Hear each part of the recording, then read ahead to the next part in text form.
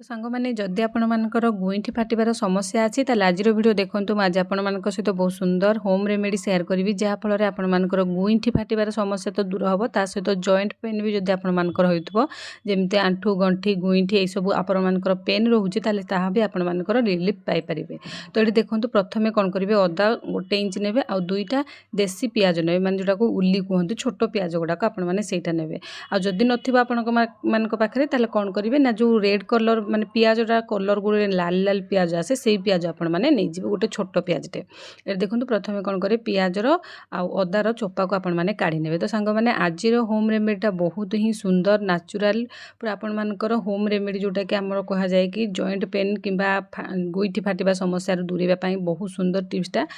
तो आपण मैंने भिडटी को भल भाव में देखूँ फास्ट टू लास्ट पर्यंत जहाँफल कि आपण मैंने केमिति बना जाए कौ प्रोसेस रे याकू व्यवहार करा जाए बहुत सुंदर टिप्सटा निहाती आपण मैंने एथुरु किछि ना किछि रिलीफ आपण मानकर जॉइंट पेन पाई परिबे। तो देखंतु एठी भल भाव में अदा आ पियाजर चोपा को काढ़ी सारला परे ता गोटे ग्रेटर साहाय्य आपण माने कोरि नेबे। जदि आपण मानकर ग्रेटर नाही तले आपण माने कोन करिवे पियाज आ अदा को पेस्ट बने नेबे किंबा छेंची देबे। तापर आपण माने देखंतु एठी आपण मानकर अदा आ पियाज को भल भाव में पेस्ट बने कि नै जिवे छोट छोट दरदरा करी काटिकी भी आपण माने छोट छोट पीस रे भी नै परिबे। तो ये देखंतु पियाज आ अदा को मु पूरा ग्रेट करके रखी नेली तापर आउ किछि जिनिस एठी ऐड करिवे जोटा कि आपण माने देखंतु एठी मु नेइची लवंग 4टा आ गोलमरीच 7टा पाखापाखि 7-8टा गोलमरीच आ 2टा लवंग नहीं जिवे। आ लवंग आ गोलमरीच को कौन करिए टिके हल्का गुंड करने दरदरा गुंड करिए पूरा पाउडर नुह एमती गुंड कर सारा पर ताको आपण माने रखी नेबे। तो ये देखंतु मु याकू भल भाव में बाहर कर नउची आपण माने चाहिए यार क्वांटिटी सब डबल करके एक्स्ट्रा भी बनै पारे माने अधिका क्वांटिटी आपण माने बनै पारिबे।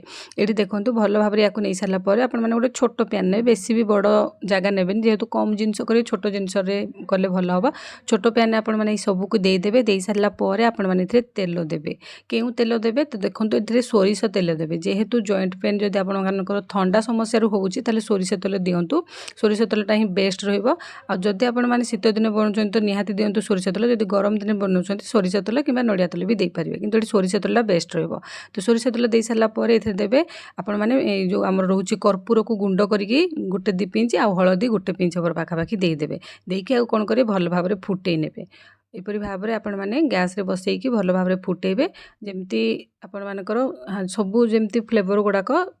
जो सोरिष तेल आमर पड़ी से तेल रे आसी जीवो आ हल्का हल्का जो पियाज अदा जो पड़ी आमर कि अलग जिनस गुड़ा पड़ी से जमती भाजी होगला टाइप हो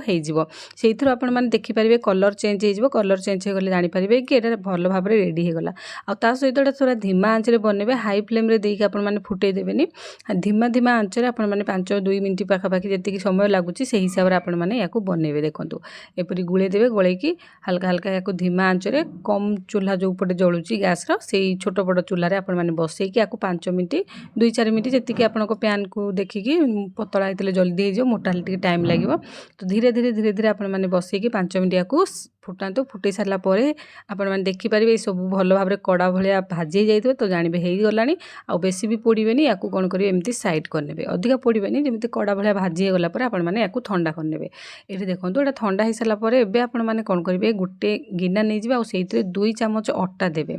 देखिए आपण मानक जदि अधिका करिया को चाहउचंती भी बनै पारिबे। मु केवल देखोछि आपण तो 2 चमच अट्टा देबे देइके हल्का टिके पानी देइके ताको भल भाव में कोन करिवे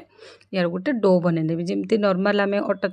रुटी बनैया पे डो बना जाए सेमती सॉफ्ट करके आपण माने बनै नेबे। तो देखंतु तो सांग माने आपण माने केउ एरिया रो मो वीडियो देखुचंती मते कमेंट सेक्शन में जणांतु जानले खुशी लागिवो नुआ नुआ वीडियो बनैया पे मोटिवेशन मिली परिबो। ता सहित आपण माने जदि अलगा केउ टिप्स विषय जानिया पे चाहउचंती मते कमेंट देखंतु दियंतु। ता सहित आपण माने जदि मो चैनल ले नुआ छंती प्लीज मो चैनल टी को सब्सक्राइब करंतु फेसबुक रे देखुतले मो पेज को फॉलो करिया पे जमारो भूलंतनी। एठी देखंतु भल भाव में अट्टा को कोन करिवे गोल करिकि तार डो गोटे बनै नेबे बनै सारला परे आपण माने एठी कोन करिवे याकू प्रेस करिकि जेमती छोट गोटे पूरी बनौती सेही टाइप रो कर देबे आ मोटा टिके रखिए बेसी भी पतला करिवेनी मोटा परिका छोट पूरी टाइप रो पूरी करनो गुपचुप टाइप रो खइले चलिबो। तो मोटा टाइप रो टिके करनेबे कर सारला परे हमर जो फुटेइथिले ता भितर देकी अदा पियाज ता सहित आमर लवंग जाइथिला गोलमरीच जाइथिला तापर कर्पूर पड़िछि आमर हळदी पड़िछि हळदीटा देखिबे गुइठी फाटिबा जो एंटीबैक्टेरिया गुण बहुत थाए हळदी रे आमर स्किन ने थिबा बैक्टेरिया को दूर करिवो ता सहित एथिरे जो सोरिष तेल पियाज अदा आमर गोलमरीच लवंग पड़िछि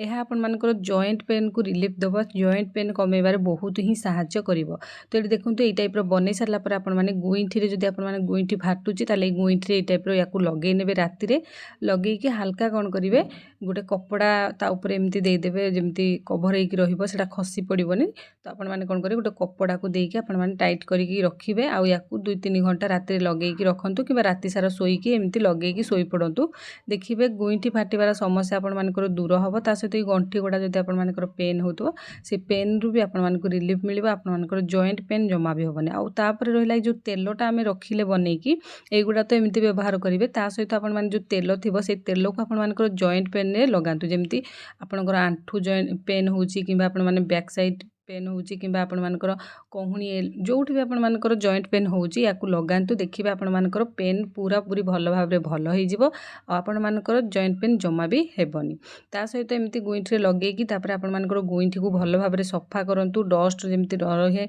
घसी की माजिकी आपण माने गाधांतु देखिबे आपण मानकर गुइठी फाटिबार समस्या रहिबनी। आ तेल को व्यवहार करंतु एपरि भाबरे आपण माने सप्ताह 2-3 थर करंतु आपण मानकर सबु जॉइंट पेन आ गुइठी फटा समस्या ता सहित आपण मानकर घरे बसिकी आपण मानकर जॉइंट पेन को भल करि परिबे आपण मानकर गुइठी फाटिबा को भल करि परिबे आपण मानकर बहुत सारा मनी मध्ये सेविंग करि रखि परिबे। आशा करछि आज टिप्स टी भल लागिथिबो आ ए जो तेलटा को आपण माने स्टोर करिके एयर कंटेनर डब्बा रखिकी बहुत दिन पर्यंत व्यवहार मध्ये करि परिबे। आज वीडियो को रखुछि रहली नमस्कार जय जगन्नाथ।